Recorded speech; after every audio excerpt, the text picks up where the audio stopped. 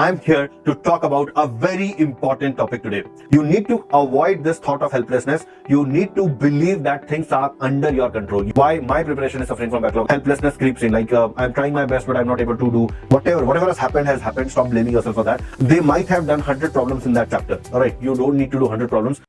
Hi students, this is Vikas Sir, and I'm here to talk about a very important topic today. Backlogs.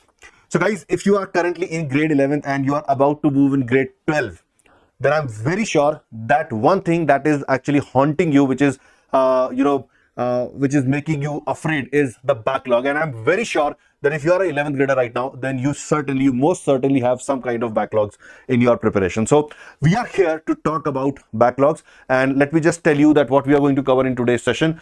We will cover that what exactly backlogs are. All right, like sometimes the student is not even clear that whether he or she should call a certain pending task as backlog or not. So we'll spend some time on that. Then we'll focus on the point whether they are common to everyone or whether it is specific to you. All right, and then we will talk about the thoughts that you ought to avoid if you are having backlogs, and finally the most important part of the session, that how to eliminate the backlogs, right? The right way to eliminate the backlog. So these are the 4 things that we are going to cover in today's session. So let's kick start. And before we start, there is one important point that I want to tell you. If you are in 11th grade right now, let me tell you guys, I will launch a batch for 11th to 12th moving student in the month of January 2025. All right, that batch will be a highly discounted batch. The fee for that batch would be rupees 10,000 for the entire year. And not only that, students will be selected to that batch on the basis of an entrance process, which basically means that you are going to have a filtered peer group. All right, that batch will become the first batch of Eklavya 2026. So if you want to join that batch, you will have to participate in the entrance process that will be conducted in the month of January, and all information regarding the entrance process will be given in this Telegram channel.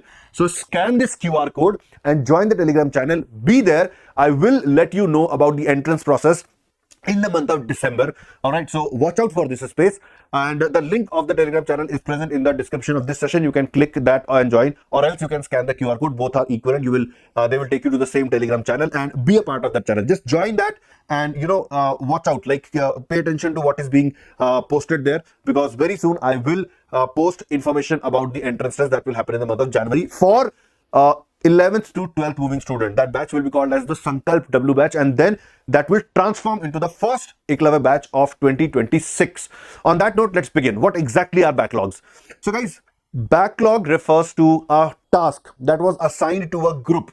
All right, and you had plans to do that, like it was part of your planning, and it was assigned to the entire group to which you belong, and many in the group have finished, but you have not finished the task yet. So such a business is called a backlog, assigned to a group that many in the group have done and you are yet to do. All right, so that would be a backlog. And if you think over it, you will realize that exactly these are the things that that are bothering you. All right, now the thing is that, are they common to everyone? All right, are they common to everyone? So guys, you might have asked your friends, your colleagues, whether they have any kind of backlogs or not. I'm not sure what kind of reactions you would have got, but let me assure you that backlogs are very common. They all aspirants, irrespective of whether you are preparing for JEE or whether you are preparing for NEET, all aspirants suffer from backlog. And if you think of it, all right, it's actually pretty logical. Like your JEE or NEET preparation, that's a minimum 2 years of journey, and during these 2 years you ought to fall sick for some time. You ought to feel there ought to be some function at your home which will make you distracted. You ought to travel, like, due to whatever reasons. Sometimes our family requirements make us travel, and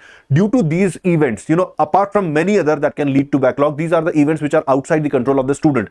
So there are factors which are in the control of the student, but because you are a student, because you are a kid right now, you become lax at preparation, and you lose a week or two. All right, so there are many reasons for the backlog. So they are very common, guys. Like a student who has prepared for 2 years and says that he never had a backlog, I would say that it's a very rare, it's something very, very rare to find. So backlogs are very common, and every student has some kind of backlog at some time of her preparation, and dealing with backlog is part of preparation. Please don't believe that backlog shouldn't have been there in the first place, in an ideal preparation. That is not correct, guys. Ideal preparation is the one that knows how to deal with the backlogs. All right, so stay relaxed. Backlogs are very common, and you need to learn to deal with backlogs. All right, now backlog brings a lot of negativity with them, all right, and there are a lot of thoughts that you need to avoid, all right. So what are those thoughts? So let's begin with helplessness, all right. The moment you develop backlog, you start feeling that things have gotten out of your control. You believe that now I can't do anything to bring my preparation back on track, which is not right, guys. The things are still in your hand. I will let you know in a short while that what you need to do once you have backlog. So you need to avoid this thought of helplessness. You need to believe that things are under your control. You still have the power to shape up your preparation, and believe me, you do. All right, each aspirant, it's in their hand how to shape up their preparation. So definitely you are not helpless. You can take matters into your own hand, and you can make a positive difference. The second thing that you need to avoid is that pitying yourself, all right. Why me? It could have been anyone else. Now why did it happen to me? Like, why my preparation is suffering from backlog? I wish it wasn't there. So again, guys, these negative thoughts you need to avoid, because negative thoughts actually, they don't allow you to act, all right. They hinder your action. So get rid of those thoughts, all right. The third thing that you have to avoid, like, many times after a backlog is there, the students think that they need to follow the sequential order. That is not correct, guys. For example, let's say I missed 2 lectures in a chapter, like a chapter which was supposed to be covered in 10 lectures.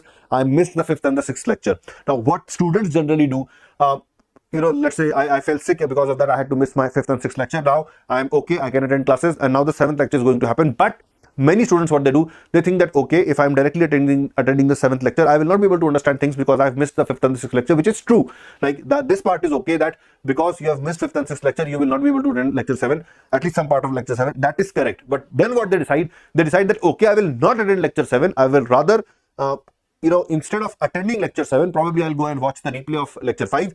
All right. And then, once I'm at par, I'm equal to the batch, then I'll start attending the live session. And that actually, it's a vicious cycle. It never ends, because to cover your 5th and 6th lecture, you have missed the 7th and 8th lecture. Now they are your backlog. All right. Now to cover 7th and 8th, you will miss the next 2, and it goes on. It goes on. You never find the time to actually come. So you have become completely desynced with your batch. So don't do that.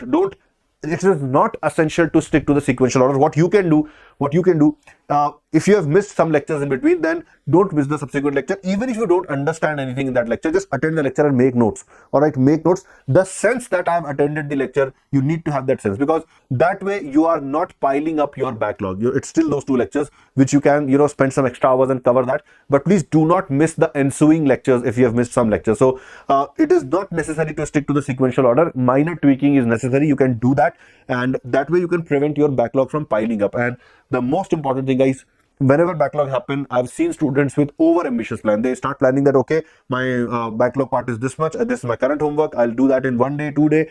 They make unrealistic plans, all right, and at the end those things are not completed, and then a sense of helplessness creeps in, like, I'm trying my best but I'm not able to do. So guys, trying best is a different thing, but faulty planning is altogether different thing. Like, if your planning is faulty, even if you're trying your best, you will always fail in achieving your target, and that will lead to a lot of negative thoughts. So you need to make realistic plans. So these are the thoughts you need to avoid, guys. All right, get rid of these thoughts. As I said, backlogs are part and parcel of the game. You need to learn to manage those backlogs. So get rid of these thoughts. Now comes the most important point, how to eliminate the backlog. All right. So guys, most of you are towards the end of your grade 11th curriculum. There would be certain chapters which would be backlog for you. For some, surface tension might be backlog. For some, thermodynamics might be a backlog. Just taking some examples. What to do now? All right. So guys, the cardinal rule to ensure that your backlog can get eliminated is to ensure that your backlog is not piling up. So the first thing that you have to keep in mind is that you are not missing out on the ongoing lectures. So whatever has happened. Stop blaming yourself for that.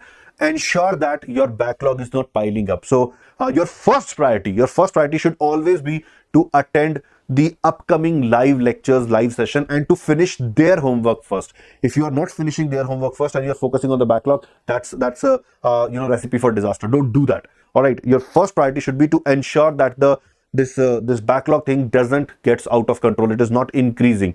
Put a full stop to it. Ensure that all the ensuing lectures, all the upcoming classes you are attending. All right. And then what you need to do, you need to check whether a backlog is a prerequisite for an upcoming chapter or not. Like, you have this clarity in your mind that I'm not going to miss my upcoming lectures. I want to attend those lectures. I want to do that homework. So first check that whatever chapters are your backlog, do they form a prerequisite for an upcoming chapter? All right. If not, that's a good thing. If it is not a prerequisite, then park that chapter. What do I mean by park that chapter? Just look at your timetable, look at your calendar, yearly calendar. There would be some period where you would be getting holidays from your regular classes. All right, that may be because of a festival, that may be because of school exams.